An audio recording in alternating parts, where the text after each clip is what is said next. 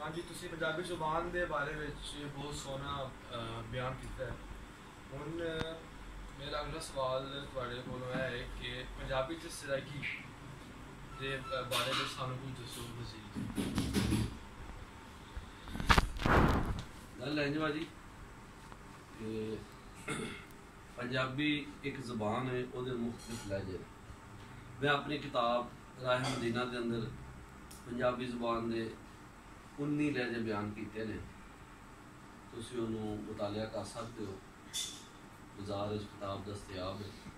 हूँ चूँकि सराइकी के हवाले गल हुई, लिहाजा मैं उस हवाले गल जरूर कराँगा। गल इंज है जी कि सराइकी लफ्ज़ के बारे पहला मैं गल कराँगा कि लफ्ज़ सराइकी है कि सिंध विच लफ्ज़ बोला जाता है सरोकी, यानी शमाल वाला इलाका, यानी सिंध के शमाल की तरफ जो इलाका है पंजाब का, उसनों सरोकी बोलते हैं। तो सरोकी तो ही सराइकी है। 1962 के कुछ दानश्वरां ने कहा कि जी जी बोली पंजाबी जुबान के लहजे जी इत्थे बोले जाते हैं मुल्तान दे विच, डेरा गाजी खान दे विच, क्यों ना इन्हों एक नां दे दिता जाए। चनाचे उदों एक नां तजवीज़ किया गया जिसका नाम सराइकी सी। लिहाजा साबित होया कि पंजाबी जुबान के वो लहजे जिहड़े कि उस टाइम उत्थे बोले जा रहे सन, उन्होंने सराइकी का नाम दे दिता गया। लेकिन सराइकी को वख लैंगुएज नहीं, ये पंजाबी का ही एक लहजा है जिहड़ा कि हुण उत्थे बोलने वाले जिहड़े लहजे ने, डायलैक्ट्स ने, उन्होंने चूँकि हुण सराइकी बोलिया जाता है। लिहाजा पहला उन्होंने मुल्तानी कहा जाता सी, बहावलपुरी, रियासती, डेरवी भी एक लहजा, यानी डेरा गाजी खान बोलने वाली जुबान नूं या बोली नूं डेरवी कहा गया। मुल्तान जी बोलने वाली बोली उसनूं मुल्तानी कहा गया। और बहावलपुर की जी रियासत सी उसनूं उसदे विच जिहड़ी बोलने वाली जी जुबान सी उसनूं रियासती या बहावलपुरी आख्या गया। इस तरह लाहौर पंजाबी जुबान के लहजे नूं लाहौरी कहा गया। सियालकोट बोलने वाला जो लहजा सी उसनूं सियालकोटी कहा गया। इस मामले तो मैं छोटा जहा वाकया बयान कराँगा कि लाहौर एक लफ्ज़ है फलूदा, सियालकोट जो फलूदा बोलते हैं फे दे नाल, यानी वो देखो उन्हों का तलफज है। इंज ये जो लहजा है ना पंजाबी कहा जाता है कि हर 12 कोहां ते बोली बदल जाती। 12 कोह तो मुराद 25-30 किलोमीटर, यानी हर 25-30 किलोमीटर बाद जबान नहीं बदलती, लहजा बदलता है। इस तरह ही लाहौर तो मुल्तान की तरफ जो जाते हो, लाहौर असी बोल रहे हैं एक, मुल्तान चाहते हैं हिक, और मुल्तान भी हिक बोलने वाले एक बोलने वाले भी मौजूद ने। लेकिन चूंकि उत्थे लहजा ज्यादा बोलिया जाता है जिन्होंने हिक कहा जाता है, इसलिए असी ये कह सकते हैं कि ये लफ्ज़ों के हेर फेर के नाल थोड़ा बहुता जबान तो एक रही, लहजा बदल जाता है। उस लहजे को कभी मुल्तानी कहा जाता है, कभी सराइकी कहा जाता है, कभी बहावलपुरी कहा जाता है।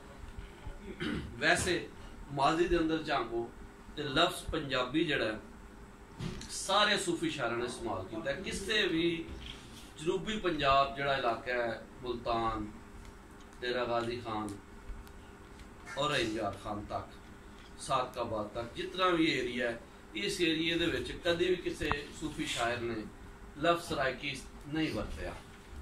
चंद मैं तुहानूं मिसालां देंगा। हज़रत सिद्दीक लाली रहमतुल्लाह अलैह, जिन्हां तल्लक जिला चनेओट नाल सी, उदों चनेओट जिला नहीं सी, वो लिखते ने 17वीं ए हदीस नबी दी आख सिद्दीक पंजाबी, ये 1705 दे विच उन्हां लिखिया। काजी इमाम बख्श शेरवी रहमतुल्लाह अलैह, डेरा गाजी खान ना तलक सी उन्हां दा, वो लिखते ने बाददां विच उर्दू थईए तालीफ हुक्म सुभाने, हुण बोली पंजाबी जोड़ियम किस्से बहुत पुराने।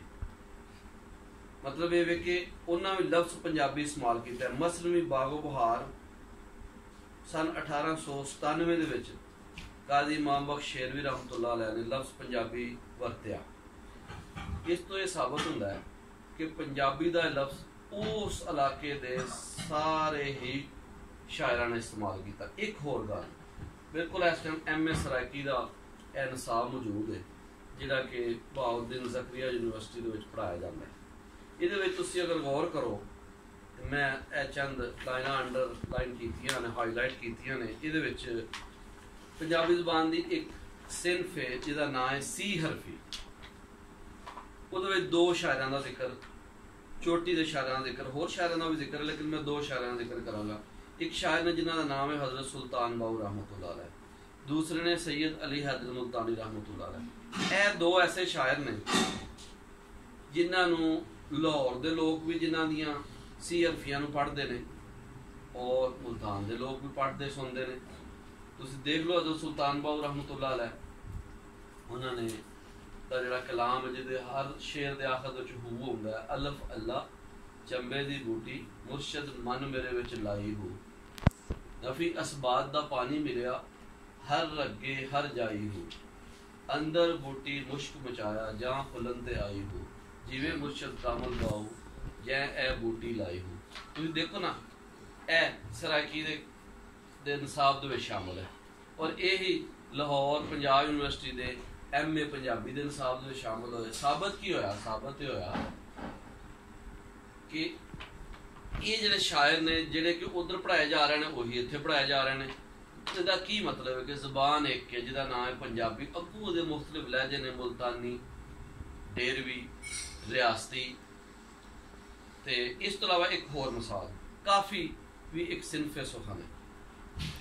ਕਾਫੀ ਦੇ ਹਵਾਲੇ ਨਾਲ ਜਿਹੜੇ ਚੋਟੀ ਦੇ ਜਿਹੜੇ ਬਾਨੀ ਸ਼ਾਇਰ ਹੋਏ ਨੇ ਉਹਨਾਂ ਦੇ ਵਿੱਚੋਂ ਸ਼ਾਹ ਹੁਸੈਨ ਲਾਹੌਰੀ ਦਾ ਨਾਮ ਲਿਆ ਜਾਂਦਾ ਔਰ ਇਹ ਵੀ MA ਸਰਾਇਕੀ ਦੇ ਨਿਸਾਬ ਦੇ ਵਿੱਚ ਸ਼ਾਮਲ ਨੇ। ਤੇ ਦੂਜੇ ਵੱਡੇ ਸ਼ਾਇਰ ਹਜ਼ਰਤ ख्वाजा गुलाम फरीद ਨੇ रहमतुल्लाह अलैह, ਜਿਨ੍ਹਾਂ ਦਾ ਵਫਾਤ ਦਾ ਜਿਹੜਾ ਸਨ ਹੈ ਉਹ 1901 ਹੈ। ਤੇ ਹਜ਼ਰਤ ਸ਼ਾਹ ਹੁਸੈਨ ਅਕਬਰ ਦੌਰ ਦੇ ਸ਼ਾਇਰ ਨੇ। ਸ਼ਾਹ ਹੁਸੈਨ ਲਾਹੌਰੀ ਦਾ ਕਲਾਮ ਵੀ ਤੁਸੀਂ ਦੇਖ ਲਵੋ, ਆਮ ਅਸੀਂ ਸੁਣਨੇ ਹਾਂ ਔਰ ਮੁਲਤਾਨ ਅੰਦਰ ਵੀ ਸੁਣਿਆ ਜਾਂਦਾ ਹੈ, ਬਾਵਲਪੁਰ ਦੇ ਅੰਦਰ ਵੀ ਸੁਣਿਆ ਜਾਂਦਾ ਹੈ। ਉਹਨਾਂ ਦੀ ਮਸ਼ਹੂਰ ਕਾਫੀ ਮਾਏ ਨਹੀਂ ਮੈਂ ਕਿਹਨੂੰ ਆਖਾਂ, ਦਰਦ ਵਿਛੋੜੇ ਦਾ ਹਾਲ ਨਹੀਂ, ਦੁੱਖਾਂ ਦੀ ਰੋਟੀ ਸੂਲਾਂ ਦਾ ਸਾਲਨ, ਆਹੀਂ ਦਾ ਬਾਲਣ ਬਾਲ ਨਹੀਂ, ਪਾਏ ਨਹੀਂ ਮੈਂ ਕਿਹਨੂੰ ਆਖਾਂ, ਦਰਦ ਵਿਛੋੜੇ ਦਾ ਹਾਲ ਨਹੀਂ। ਸਾਬਤ ਹੋਇਆ ਕਿ ਇਹ ਸਾਰੇ ਸ਼ਾਇਰ ਅਪਰ ਪੰਜਾਬ ਦੇ ਅੰਦਰ ਵੀ ਪੜ੍ਹਾਏ ਜਾਂਦੇ ਨੇ ਔਰ ਸੁਣੇ ਜਾਂਦੇ ਨੇ। ਉਹਨਾਂ ਦੀ ਸ਼ਾਇਰੀ ਨੂੰ ਲੋਕ ਸੁਣਦੇ ਨੇ ਔਰ ਉਹਨਾਂ ਦਾ ਕਲਾਮ ਸੁਣਦੇ ਨੇ ਔਰ ਕਿਤਾਬਾਂ ਦੇ ਅੰਦਰ ਉਹਨਾਂ ਦੇ ਉੱਤੇ ਕੰਮ ਵੀ ਹੋ ਰਿਹਾ ਹੈ ਔਰ ਪੜ੍ਹਾਇਆ ਵੀ ਜਾ ਰਿਹਾ ਉਹਨਾਂ ਨੂੰ। ਇਸੇ ਤਰ੍ਹਾਂ ਮੁਲਤਾਨ ਦੇ ਅੰਦਰ ਵੀ ਇਹ ਸੂਰਤ ਹਾਲ ਹੈ। ਕੋਈ ਪੰਜਾਬ ਦਾ ਜਿਹੜਾ ਵੀ ਏਰੀਆ, ਚਾਹੇ ਉਹ ਪਿੰਡੀ ਹੈ, ਚਾਹੇ ਉਹ ਲਾਹੌਰ ਹੈ, ਚਾਹੇ ਉਹ ਮੁਲਤਾਨ ਹੈ, ਉੱਥੇ ਸਾਰੇ ਸ਼ਾਇਰ ਬਸੀਅਤ ਪੰਜਾਬੀ ਸ਼ਾਇਰ ਜਾਣੇ ਜਾਂਦੇ ਨੇ। ਤੇ ਜਿਹੜਾ ਤੁਸੀਂ ਸਵਾਲ ਕੀਤਾ ਹੈ ਕਿ ਸਰਾਇਕੀ ਕੀ ਹੈ, ਤਾਂ ਸਰਾਇਕੀ ਇੱਕ ਲਹਿਜਾ ਹੈ ਪੰਜਾਬੀ ਦਾ, ਇੱਕ ਵੱਖ ਜ਼ਬਾਨ ਹਰਗਿਜ਼ ਨਹੀਂ। ਤਾਰੀਖ ਇਹ ਹਕਾਇਕ ਇਹ ਦੱਸਦੇ ਨੇ ਔਰ ਉਧਰ ਦੇ ਸਾਰੇ ਸ਼ਾਇਰਾਂ ਨੇ ਇਹ ਲਫ਼ਜ਼ ਪੰਜਾਬੀ ਹੀ ਯੂਜ਼ ਕੀਤਾ ਹੈ। ਹਾਂ, ਉਸ ਲਹਿਜੇ ਨੂੰ ਤੁਸੀਂ ਕੋਈ ਵੀ ਨਾਂ ਦੇ ਸਕਦੇ ਹੋ। ਜਿਸ ਤਰ੍ਹਾਂ ਦੇਖੋ ਇੱਕ ਸਿਆਲਕੋਟ ਦੀ ਇੱਕ ਲਹਿਜਾ ਹੈ, ਹਾਫਜ਼ਾਬਾਦ ਦੇ ਲੋਕ ਆਪਣੀ ਬੋਲੀ ਨੂੰ ਹਾਫਜ਼ਾਬਾਦੀ ਕਹਿ ਸਕਦੇ ਨੇ ਔਰ ਜਿਸ ਤਰ੍ਹਾਂ ਮੈਂ ਤੁਹਾਨੂੰ ਕਿਹਾ ਸੀ ਕਿ ਹਰ 25-30 ਕਿਲੋਮੀਟਰ ਬਾਅਦ ਬੋਲੀ ਬਦਲ ਜਾਂਦੀ ਹੈ, ਯਾਨੀ ਲਹਿਜਾ ਬਦਲ ਜਾਂਦਾ। ਉਸ ਲਹਿਜੇ ਦੇ ਬਦਲਣ ਦੇ ਨਾਲ ਜ਼ਬਾਨ ਨਹੀਂ ਬਦਲਦੀ, ਜ਼ਬਾਨ ਇੱਕ ਰਹਿੰਦੀ ਹੈ। ਉਸ ਲਹਿਜੇ ਨੂੰ ਤੁਸੀਂ ਕੋਈ ਨਾਂ ਦੇ ਸਕਦੇ ਹੋ, ਜਿਸ ਤਰ੍ਹਾਂ ਕਿ ਉੱਥੋਂ ਨਾਮ ਸਰਾਇਕੀ ਕਿਹਾ ਜਾਂਦਾ, ਮਗਰ ਉਹ ਵੱਖਰੀ ਜ਼ਬਾਨ ਨਹੀਂ ਹੈ। ਭਾਜੀ ਤੁਹਾਨੂੰ ਮੇਰਾ ਪੁਆਇੰਟ ਆਫ ਵਿਊ ਜਿਹੜਾ ਸਮਝ ਆਇਆ? ਹਾਂਜੀ। ਉਮੀਦ ਹੈ ਕਿ ਸਾਮੀਨ ਨੂੰ ਵੀ ਇਹ ਸਾਰੀਆਂ ਗੱਲਾਂ ਪੱਲੇ ਪੈਣਗੀਆਂ।